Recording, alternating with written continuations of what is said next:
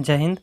आज है 28 मार्च 2024 और 28 मार्च 2024 से बनने वाले सभी महत्वपूर्ण करंट अफेयर्स के क्वेश्चन के बारे में जानेंगे और उससे जुड़ी जो भी अन्य जानकारी होगी उसको भी जानेंगे। आज के वीडियो का पीडीएफ अपने टेलीग्राम चैनल पर अपलोड कर देंगे, वहां से आप जाके डाउनलोड कर लीजिएगा। तो पहला प्रश्न है, राष्ट्रपति द्रौपदी मुर्मू ने कितने देशों के नए राजदूतों के परिचय पत्र को स्वीकार किया है?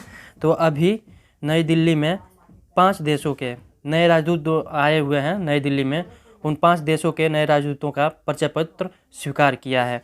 अब वो कौन कौन से देश के नए राजदूत बने हैं? तो फिलीपींस के जोसेल फ्रांसिस्को, उज्बेकिस्तान के हैं सरदौर रुस्तम बाएव, और बेलारूस के मिखाइल कास्को, और चौथा केन्या के पीटर मैना, और पांचवा जॉर्जिया के वाकतांका। ये इतने 5 लोग नए राजदूत नियुक्त हुए हैं। अगला प्रश्न, प्रत्येक वर्ष 27 मार्च को कौन सा दिवस मनाया जाता है? तो प्रत्येक वर्ष 27 मार्च को विश्व रंगमंच दिवस मनाया जाता है। वर्ल्ड थिएटर डे अंग्रेजी में कहा जाता है। तो विश्व रंगमंच दिवस मनाया जाता है प्रत्येक वर्ष 27 मार्च को।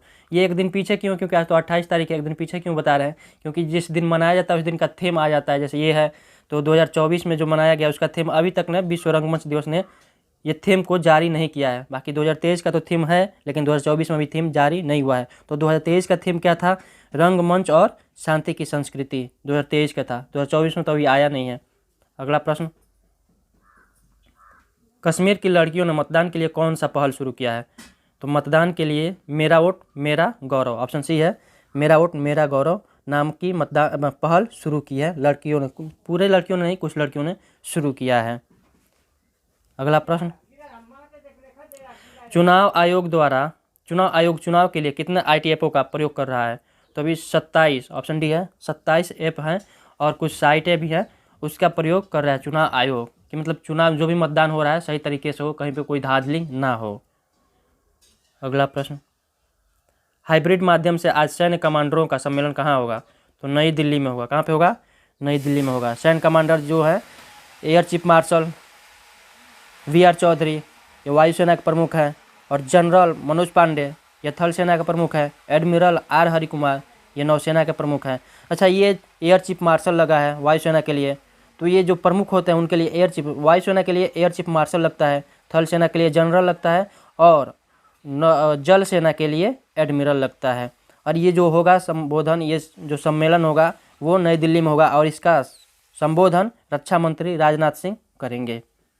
अगला प्रश्न, Indian air force and integration of arm forces पुस्तक का विमोचन किसने किया है? तो ऑप्शन ए है, air chief marshal V R. Chaudhari ने इस पुस्तक का विमोचन किया है। पुस्तक का क्या नाम है? पुस्तक का नाम है Indian air force and integration of arms forces. अगला प्रश्न,